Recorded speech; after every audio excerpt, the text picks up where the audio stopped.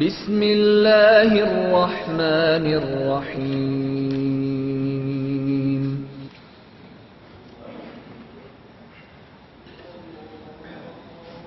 السلام علیکم ورحمۃ اللہ وبرکاتہ۔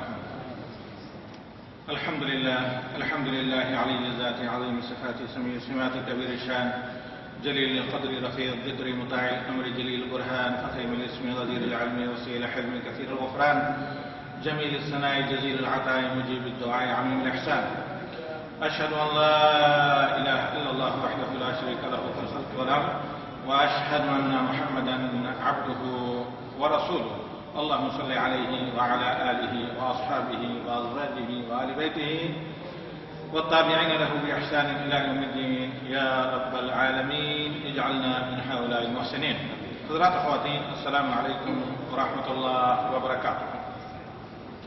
حقیقتاً یہاں پر جو پنجشنبہ یا جمعرات کے ہمارے پروگرام ہیں، اس ترتیب کے اعتبار سے گزشتہ جمعرات کا جو موضوع تھا وہ ہونا چاہیے تھا اہل سنہ والجماعہ کنہیں کہا جاتا ہے، کیونکہ اس وقت میں یہاں پر موجود نہیں تھا سعودی عرب میں، تو لہذا اس سلسلے کا جو دوسرا درس ہے اسے آج میں آپ لوگوں کی خدمت میں انشاءاللہ پریزنٹ یا پیش کرنے کی مستعین باللہ و بتوفیق کی کوشش کر رہا ہوں۔ اور سابقہ موضوع جس کی طرف میں نے اشارہ کیا ہے، آئندہ انشاءاللہ درمیان میں موقع ملتے ہی ہم اس موضوع کو آپ کے سامنے کسی قدر تفصیل کے ساتھ اور کوشش کریں گے کہ مستعین باللہ جامعیت کے ساتھ پیش کریں۔ آپ کو معلوم ہونا چاہیے کہ اللہ رب العالمین نے قرآن میں ایک سے زیادہ مقامات پر صراط المستقیم نبی صلی اللہ علیہ وسلم کے نہج منہج سیرت رسول کو اور دعوت رسول صلی اللہ علیہ وسلم کو قرار دیا، اور اہل سنہ والجماعہ سے مراد یعنی جو نبی صلی اللہ علیہ وسلم کے طریقے جسے صراط المستقیم اللہ تعالیٰ نے قرآن کریم میں کہا اس پر چلتے ہوں، اور پھر نبی صلی اللہ علیہ وسلم کی سنت اور ہدایات کو اصحاب رسول صلی اللہ علیہ وسلم کی جماعت کے طریقے پر، صحابہ کے منہج اور نہج پر اسے پڑھتے سمجھتے سمجھاتے ہیں، یعنی من مانی نہ کریں بلکہ اتباع رسول صلی اللہ علیہ وسلم کریں، اور اصحاب رسول صلی اللہ علیہ وسلم کے فہم اور بصیرت کی روشنی میں کتاب و سنت کو اپنا نصب العین زیادہ بنائیں۔ اب اہل سنہ والجماعہ سے ہٹ کر سیکولر جتنے بھی فرقے ہیں ظاہر بات ہے منحرف انہیں کہا جاتا ہے۔ منحرف اس معنی میں کہ آپ جانتے ہیں کہ انحراف کس چیز کو کہتے ہیں کہ راستے سے میلان دائیں یا بائیں طرف، اسٹریٹ پاتھ یا صراط مستقیم یا شاعرہ یا راہ حق جو ہے سیدھا راستہ ہے، اور اسے اللہ تعالیٰ نے قرآن میں نبی صلی اللہ علیہ وسلم کی سیرت کو قرار دیا وَإِنَّكَ لَتَهْدِي إِلَىٰ صِرَاطٍ مُسْتَقِيمٍ، اور دوسری جگہ اللہ رب العالمین نے کہا کہ وَإِنَّكَ لَتَدْعُو إِلَىٰ صِرَاطٍ مُسْتَقِيمٍ۔ تو اللہ کے نبی صلی اللہ علیہ وسلم نے بلکہ ایک خطاب اور درس میں صحابہ کو بالکل مثال دے کر، ہاتھ میں قلم بلکہ لکڑی دے کر سمجھا کہ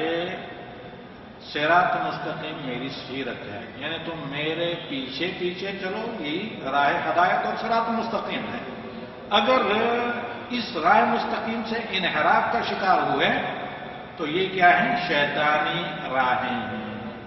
تو لہذا صراط مستقیم وہی ہے جس پر اہل سنہ والجماعہ یعنی اللہ کے نبی صلی اللہ علیہ وسلم کی سنت کے متبعین اور جماعت اصحاب رسول صلی اللہ علیہ وسلم کے افہام و تفہیم اور فہم اور فراست اور بصیرت کی روشنی میں چلے۔ اس کے علاوہ جتنے بھی راستے ہیں وہ انحراف کا شکار ہوتے ہیں، کیونکہ صراط مستقیم پر گامزن نہیں۔ تو آپ صلی اللہ علیہ وسلم نے ایک لین کھینچی، جیسے کہ ابن تین وغیرہ نے اس کے بلکہ اللہ کے نبی صلی اللہ علیہ وسلم کے اس صراط مستقیم کی تشریح کو نقشوں کے ساتھ ذکر کیا ہے۔ قدیم جو صحیح بخاری کی شروحات وغیرہ ہیں ان میں آپ صلی اللہ علیہ وسلم نے ایک سیدھی لین کھینچی اور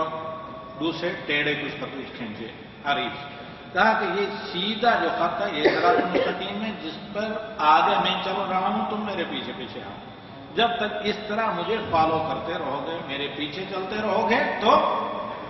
تم راہ حق پر رہو گے۔ اور یہ جو دائیں بائیں راہیں ہیں صراط مستقیم سے نکلی ہوئی بٹنگیاں، یہ شیطانی راہیں ہیں، ان میں سے ہر ایک کے اوپر شیطان بیٹھا ہے، لہذا ان سے دھوکہ نہ کھائیں۔ تو اللہ کے نبی صلی اللہ علیہ وسلم کی تعلیمات پر چلنا، ان کی پابندی کرنا، یہی ضمانت ہے آدمی کے حق پر ہونے اور اہل سنہ والجماعہ کا ایک فرد ہونے کی۔ ایک اور بات ہم آپ کے سامنے رکھتے ہیں جس کو بہت آسانی سے ہم اور آپ سمجھتے ہیں۔ لفظ بندگی اردو، فارسی، ترکی بہت سی زبانوں میں استعمال ہوتا ہے۔ عبادت کا عربی جو لفظ ہے اس کا ترجمہ بندگی سے کیا جاتا ہے، اور بندگی زہد، رہبانیت ان چیزوں کا نام نہیں بلکہ شریعت کی پابندی کا نام بندگی ہے۔ یعنی آدمی بہت زیادہ ریاضت کرے یا زہد کے کام کرے یا دنیا سے اپنے آپ کو دور رکھے، یہ بندگی نہیں، بلکہ بندگی نام ہے شریعت محمدی کی پابندی کا، ضوابط کی پابندی کا۔ یعنی آپ نبی صلی اللہ علیہ وسلم کے پیچھے چلیں، زیادہ کچھ نہ کریں۔ اور اگر آدمی اس پابندی کو چھوڑ کر ضرورت سے زیادہ نیک بننے کی کوشش کرے، غلو کا شکار ہو، تو یہ بندگی نہیں بلکہ بغاوت ہے۔ یا یہ کہ ان چیزوں کو اپنے اوپر حرام قرار دے جو اللہ نے حلال قرار دی، تو یہ رہبانیت ہے، اور رہبانیت اسلام میں بالکل نہیں اور اس کی گنجائش نہیں۔ آج کا جو ہمارا آپ کے سامنے موضوع ہے وہ یہ ہے کہ صوفی ازم ہے، اور مختصر یہ کہ صوفی ازم بھی انہیں سیکٹس یا انہیں فرق میں سے ہیں جو راہ حق سے منحرف ہیں، لیکن کہیں مراحل سے صوفیزم یا تصوف یا صوفیت گزرتی ہے، یہ فرق ہے گزرتا ہے۔ اور اگر آپ غور کریں کہ جتنے بھی ہیں زیادہ تر منحرف فرقے، سب کا آغاز نیک نیتی سے ہوا ہے۔ تو معلوم یہ ہوا کہ حق پر چلنے کے لیے یا اجر حاصل کرنے کے لیے صرف نیک نیت ہونا کافی نہیں، بلکہ اس کے لیے راستہ بھی صحیح ہونا، اس میں شک نہیں کہ اخلاص اولیت ہے، آدمی کی نیت صالح ہو اور اس کے ساتھ ساتھ طریقہ بھی صحیح ہو، جبھی جا کر آپ یہاں راہ حق پر، صراط مستقیم پر گامزن ہو سکتے ہیں، چل سکتے ہیں۔ آج جس موضوع کو لے کر چلوں گا میں اختصار کے ساتھ، بلکہ متاخرین صوفیہ یا بعد میں صوفی ازم نے جو انحراف کی شکل اختیار کی۔ شروع میں جب بصرہ میں آغاز ہوا 2 صدی ہجری میں تصوف کا، تو اس وقت اتنا انحراف نہیں تھا، صرف زہد، عبادات میں غلو، کچھ اس طرح کی چیزیں پائی جاتی تھیں جو صحابہ کے دور میں نہیں تھی۔ مثلا کثرت سے قرآن پڑھنا یا قرآن پڑھتے پڑھتے غشی وغیرہ طاری ہو جانا یا اس کا مظاہرہ وغیرہ کرنا، ان موضوعات پر ہم آئندہ 2 درس میں گفتگو کریں گے، جہاں تصوف کی تاریخ کا جائزہ لیں گے اور صوفی ازم کے مشہور و معروف کون سے طریقے ہیں۔ اور جو متقدمین صوفیہ تھے ان میں تھی بعض بدعتیں، لیکن اس قدر انحراف کا شکار نہیں تھے کہ آدمی پٹری سے صراط مستقیم پر سے اتر جائے۔ لیکن بعد کے یعنی منصور الحلاج وغیرہ بعد کے جو متاثرین صوفیہ تھے، وہ چونکہ متاثر ہی نہیں تھی، ان کی تعلیم اور تربیت یا جو نہج انہوں نے اختیار کیا وہ برہمنزم اور ہندوازم سے لیا گیا تھا، لہذا ٹوٹلی طور پر ابن الفارض وغیرہ ابن عربی وغیرہ یہ تمام لوگ زیادہ حق سے صراط مستقیم سے انحراف کا شکار ہوئے۔ یہ مختصر سے انٹروڈکشن یا مختصر سے تمہید تھی۔ آئیے اب ہم اصل موضوع پر آتے ہیں، اور تاریخ کا جائزہ آئندہ ہم 2 دروس میں انشاءاللہ لیں گے، آئندہ جمعرات، اس کے بعد والی جمعرات میں۔ تو آج کا ہمارا جو موضوع ہے، ایک سوال مختصر یہ کہ تصوف کا معنی کیا ہوتا ہے، تصوف کس سیکٹ یا فرقے کو کہا جاتا ہے، اور شریعت اسلامی میں اس کی حیثیت کیا ہے، یا یہ ہے کہ تصوف کے برگبار۔ جہاں تک صوفیزم یا صوفیہ کا تعلق ہے، یہ ایک ایسا فرقہ ہے جس کو عمومی طور پر کلمہ گو ہونے کی وجہ سے مسلمانوں میں شمار کیا جاتا ہے، لیکن اہل سنہ والجماعہ یعنی نبی صلی اللہ علیہ وسلم کی سنت اور اصحاب رسول صلی اللہ علیہ وسلم کا کی جماعت کا جو طریقہ تھا اس سے انحراف کا شکار ہے۔ اسی وجہ سے جب صحابہ کے زمانے میں تابعین میں سے بعض لوگوں نے تصوف کا آغاز کیا، حالانکہ عبادات میں غلو تھا، یعنی کثرت عبادت اور بہت زیادہ اپنے آپ کو ہمہ وقت عبادات میں مشغول رہنا اور دنیا کی ملذات سے اپنے آپ کو دور رکھنا، تو اس زمانے میں جو اصحاب رسول صلی اللہ علیہ وسلم تھے، جیسے اسماء بنت ابی بکر رضی اللہ تعالیٰ عنہ، زبیر بن عوام وغیرہ، عبداللہ بن زبیر، دوسرے بہت سے لوگ جنہوں نے نبی صلی اللہ علیہ وسلم کے مدرسے میں تربیت حاصل کی تھی، ان سب لوگوں نے انکار کیا کہ اصحاب رسول صلی اللہ علیہ وسلم زیادہ اللہ کا خوف اور خشیت رکھتے تھے، وہ زیادہ قرآن کو سمجھ کے متاثر ہوتے تھے، لیکن اس کے باوجود قرآن کی تلاوت کے دوران وہ اس طرح جنون اور غش کھا کر گر جانا، بے ہوش ہو جانا، ان چیزوں کا مظاہرہ نہیں کرتے تھے یا اس چیز کا ظہور نہیں ہوتا تھا۔ اگر یہ صالح عمل اور تقویٰ ہوتا تو اب اصحاب رسول صلی اللہ علیہ وسلم زیادہ قرآن کو سمجھنے والے اس سے متاثر ہوتے ہیں۔ تو لہذا صحابہ نے جب یہ چیزیں دیکھی تصوف کے آغاز ہی میں تو اس کو بدعت قرار دیا، بلکہ یہ ہے کہ اس پر نکیر کی۔ اور میں عرض کر رہا تھا کہ صوفیہ ایک ایسا فرقہ ہے جو اہل سنہ والجماعہ جس جادہ نبوی یا نہج نبوی پر قائم رہے ہیں اس سے انحراف کا شکار ہیں۔ یہ نام کہاں سے لیا گیا اس کا جائزہ ہم آئندہ دروس میں لیں گے کہ صوفی اس کا مشتق کیا ہے، صوفیہ کو صوفی کیوں کہا جاتا ہے، اس کی تقریباً 8 سے زیادہ وجوہات بیان کی گئی ہیں۔ شیخ الاسلام رحمہ اللہ فرماتے ہیں امام ابن تیمیہ کہ یہ سب کے سب بلا دلیل کے ہیں۔ عموماً لوگوں میں زیادہ مشہور یہ ہے کہ اونی کپڑے یا صوف کے استعمال کی وجہ سے انہیں صوفیہ کہا جاتا ہے، کیونکہ صوفیہ کا یا صوفی ازم پر جو عمل پیرا لوگ ہیں ان کا یہ عقیدہ تھا کہ اونی کپڑوں میں رہنا، کیونکہ اونی کپڑا جسم کے لیے آرام دہ نہیں ہوتا عموماً، بالخصوص گرمی میں، کیونکہ کھردرا اس کے علاوہ گرمی وغیرہ کو اپنے اندر جذب کرتا ہے، تو لہذا یہ اللہ تعالیٰ کے تقرب کا سبب ہے، جبکہ اسلام میں اپنے آپ کو ایذا دینا یہ اللہ کے تقرب کا ہرگز سبب نہیں،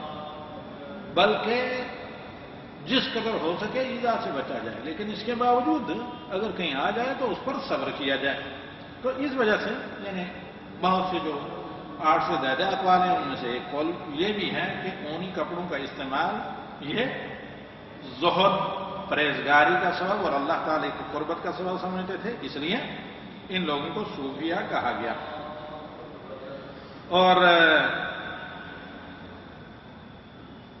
اور یہ حقیقتاً ایک بدعت، یہ بھی ایک حقیقتاً حد ذات ہی ایک بدعت ہے اور منکر کام ہے، کیونکہ اللہ کے نبی صلی اللہ علیہ وسلم صوف یا اونی کے کپڑے نہیں استعمال کرتے تھے، بلکہ جو بھی آپ صلی اللہ علیہ وسلم کو مشروع طریقے سے لباس میسر ہوتا، اچھے سے اچھا بھی اور معمولی سے معمولی بھی، جو بھی میسر ہوتا وہ آپ صلی اللہ علیہ وسلم بلا افراط و تفرید کے حسب ضرورت استعمال کرتے ہیں۔ اور آپ نبی صلی اللہ علیہ وسلم کے عمل اور سنت سے یہ کہیں بھی ثابت نہیں کہ آپ صلی اللہ علیہ وسلم نے اونی کپڑوں کے استعمال کو افضل قرار دیا ہو۔ اسی طرح آپ صلی اللہ علیہ وسلم جو میسر ہوتا ہے وہ کھاتے ہیں، اچھے سے اچھا کھانا بھی کھاتے ہیں، یعنی گوشت وغیرہ یا اس طریقے کے دودھ، اس طرح کی غذائیں بھی استعمال کرتے ہیں، شہد جیسی خوشگوار اور لذیذ غذا بھی آپ صلی اللہ علیہ وسلم استعمال کرتے ہیں، اور بسا اوقات روٹی سوکھی روٹی پر بھی گزارا کرتے ہیں، یعنی بلا افراط و تفرید کے اللہ کے نبی صلی اللہ علیہ وسلم کو جو مناسب مشروع غذا میسر ہوتی اسے استعمال کرتے خورد و نوش کے طور پر، اور جو لباس میسر ہوتا وہ ضرورت اور حاجت کے طور پر آپ صلی اللہ علیہ وسلم استعمال کرتے۔ زیادہ آپ صلی اللہ علیہ وسلم کو سفید کپڑے پسند تھے۔ اسی طرح خوبصورت سے خوبصورت حلے بھی اللہ کے نبی صلی اللہ علیہ وسلم نے استعمال کیے ہیں اور کہا کہ من رغب عن سنتی فلیس منی، کہ جو میری سنت کو چھوڑ کر اپنے آپ کو عذاب دے کر دنیاوی نعمتوں سے دور رکھ کر اللہ تعالیٰ کا تقرب حاصل کرنا چاہتا ہے وہ میرے طریقے پر نہیں ہے یا میرے پیروکاروں میں سے نہیں ہے۔ امام ابو داؤد اور امام احمد بن حنبل اپنی مسند میں، امام احمد بن حنبل اور ابو داؤد اپنی سنن میں روایت کرتے ہیں حضرت عائشہ رضی اللہ تعالی عنہا سے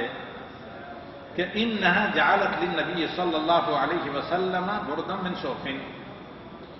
کہ حضرت عائشہ نے نبی صلی اللہ علیہ وسلم کے لیے ایک قبا یا ایک چادر اون کی تیار کر کے، وول صوف یعنی اون کی تیار کر کے رکھی تھی۔ فلما عرق فوجد الريح صوف طرحها، پسینہ اس اونی کپڑے میں نبی صلی اللہ علیہ وسلم کو ایک دفعہ آیا تو آپ صلی اللہ علیہ وسلم کو بو پسند نہیں ہوئی تو آپ صلی اللہ علیہ وسلم نے اسے اتار کر رکھ دیا، بلکہ پھینک دیا۔ یہ حدیث کی نفس سے اس بات کی تردید ہے کہ صوف کا استعمال کرنا یا اون کا استعمال کرنا جو باعث فضیلت نہیں۔ ہاں انسان کو ضرورت ہے، موسم سرما میں یا ونٹر سیزن میں انسان استعمال کرنا چاہتا ہے ضرورت کے تحت تو کوئی بات نہیں، استعمال کر سکتا ہے، اللہ تعالیٰ کی نعمتوں میں سے ایک نعمت ہے۔ لیکن موسم گرما میں آدمی استعمال کرے کہ خود بھی اپنے آپ کو ایذا دے، اس کی بدبو کی وجہ سے ارد گرد جتنے بیٹھے ہیں سب کو ایذا دے، تو ظاہر بات ہے کسی کو ایذا دینا یا بلا وجہ اپنے جسم کو ایذا دینا یہ شریعت محمدی میں جائز نہیں بلکہ ظلم ہے اور غلو ہے۔ ہاں مزید ہر حال میں رہبانیت کے طور پر صوف کا یا اون کا استعمال کرنا، اس میں جو نصرانی راہب ہوتے ہیں یا پادری وغیرہ ننے وغیرہ ان سے مشاورت پائی جاتی ہے، کیونکہ صرف کرسچینٹی یا نصرانیت میں جہاں شادی بیاہ اور اسی طریقے سے دنیاوی معاملات سے دور رہنا ہی مذہبی پیشواؤں کا شعار ہے یا ان کا طریقہ ہے، تو ان کے باعث فضیلت سمجھا جاتا ہے۔ اور یہ تمام کی تمام چیزیں جتنے اہل سنت والجماعت سے ہٹ کر سیکٹ ہیں یا فرقے ہیں کہ تمام کے تمام دیگر مذاہب سے متاثر ہوئے ہیں، خواہ وہ یونانی فلسفہ ہو یا ہندوانہ فلسفہ ہو یا بدھزم وغیرہ۔ بعض علماء نے ذکر کیا ہے کہ لفظ صوفی اس کی اصل کلمہ صوفیہ، لفظ صوفیہ سے ہے، صاد واو فا یا الف، یعنی حکمت، جس کا معنی حکمت ہوتا ہے، اور یہ یونانی زبان کا لفظ ہے، یا لفظ صوفی سے جو یہودی ہیریٹیج میں استعمال ہوا ہے کثرت سے۔ اور اسی طرح کہا جاتا ہے کہ جو آرتھوڈاکس کرسچن ہیں نصارہ، وہ عموماً اپنے والنٹرس وغیرہ جو ہوتے ہیں مذہبی کام کرنے والے چرچ وغیرہ میں اس طرح کے لوگوں کو صوفیہ کہتے ہیں۔ اور صوفیزم جو صوفی سیکٹ یا اسلام کی طرف منسوخ کرنا کلمہ گو ہونے کی وجہ سے ان کی بے شمار اقسام ہیں، بعض بہت زیادہ غلو کا شکار ہیں، بعض متوسط ہیں اور بعض صرف زہد کی وجہ سے بعض کو صوفیہ کہا گیا، بلکہ اتنے فرقے ہیں 9 بنو کہ جو شمار سے باہر ہیں، اور مختلف طبقہ ہر ایک اپنے آپ کو ایک علیحدہ نام دیتا ہے، اور جتنے بھی صوفی سیکٹس ہیں متعدد بے شمار تعداد میں، تمام کے اندر بعض کے اندر بلکہ بالکل اللہ تعالیٰ کے ساتھ کفر، اور بعض کے اندر بدعت پائی جاتی ہے، اور کوئی بھی صوفی ازم میں ایسا طبقہ نہیں کہ جو بدعت سے بری ہو، کم از کم چھوٹی چھوٹی بدعتیں۔ اور یہ تمام کے تمام جتنے سیکٹس ہیں آپس میں ایک دوسرے سے مختلف ہیں، یا نقشبندی ہوں، شہروردی ہوں، تیجانی ہوں، چشتی ہوں وغیرہ وغیرہ۔ اور انہی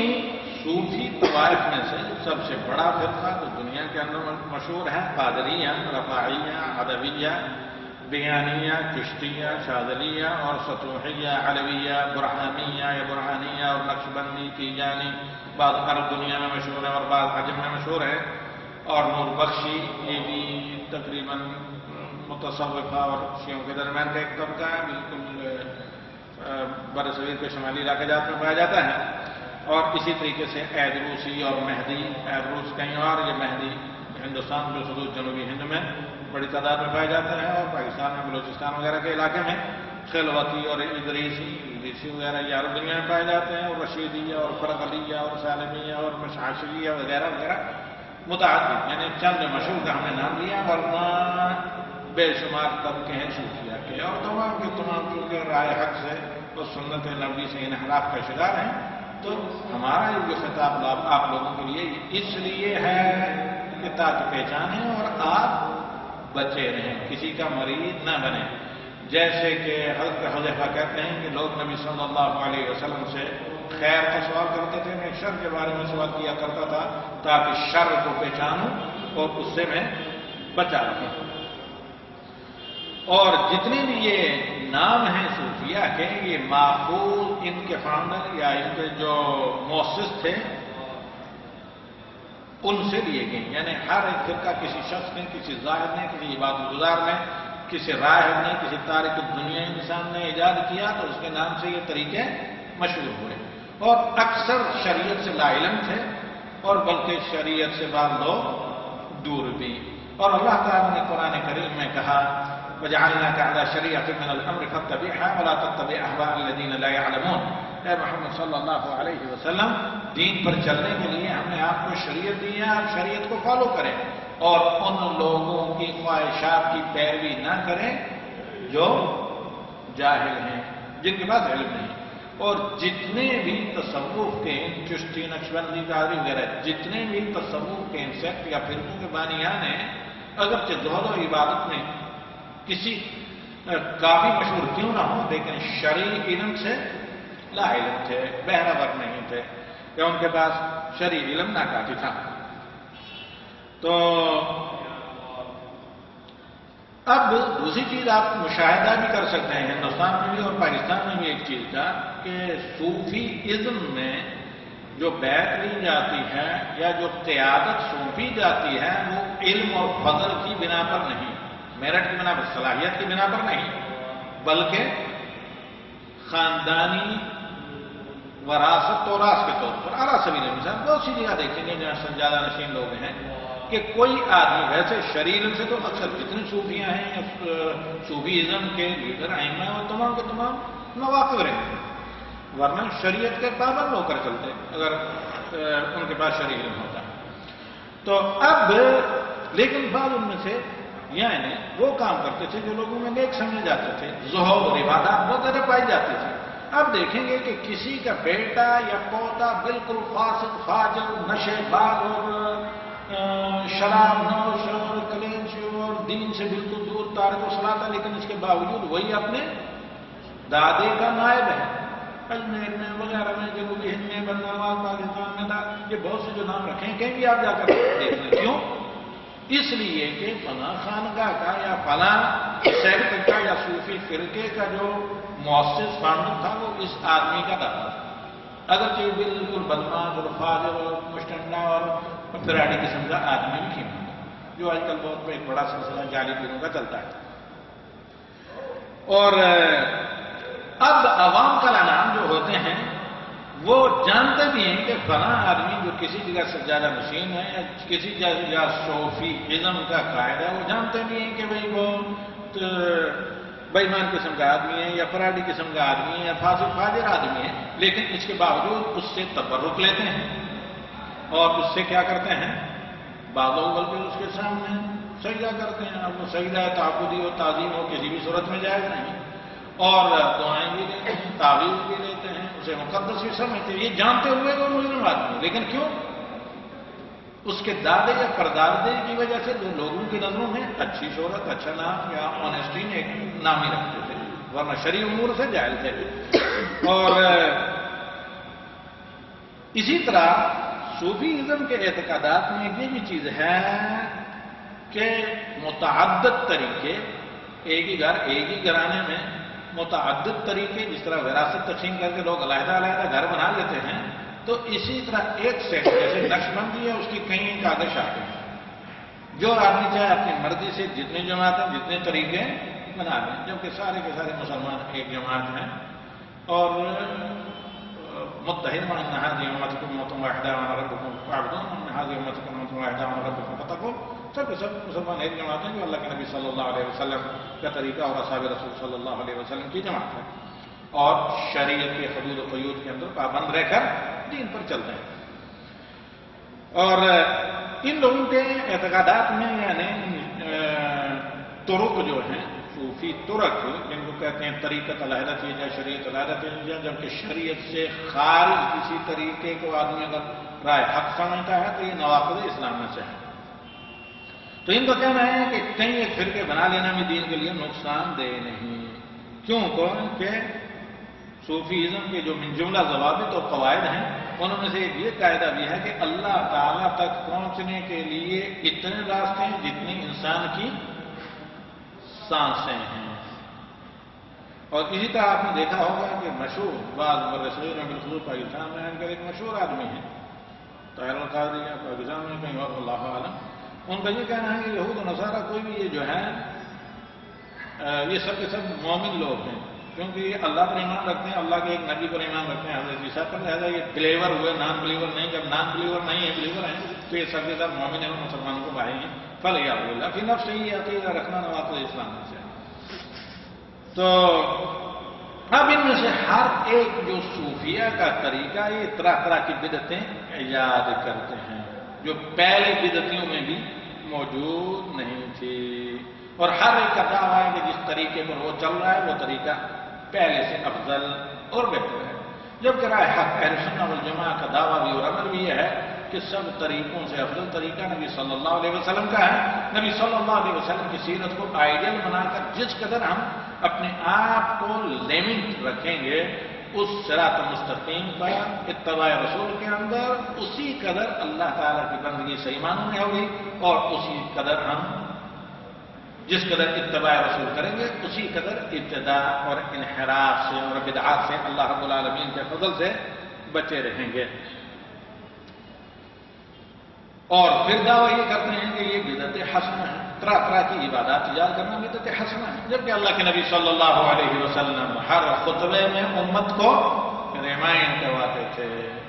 تذکیر اور یاد دہانی کراتے تھے کہ کل بدعت ضلالہ فإن كل بدعة ضلالہ وكل ضلالة في النار، اور کہتے ہیں علیکم بسنتی، اور فرمایا من احدث فی امرنا هذا ما ليس منه فهو رد، کہ جو بھی اپنی منمانی میری شریعت کے اندر کرے گا، میرے طریقے کے اندر نئی چیز ایجاد کرے گا بلا کسی ثبوت و دلیل کے، وہ کیا ہے؟ وہ مردود ہے۔ تصوف کے درجات کئی ایک ہیں، ان میں سے تصوف کے بعد وہ درجے ہیں جو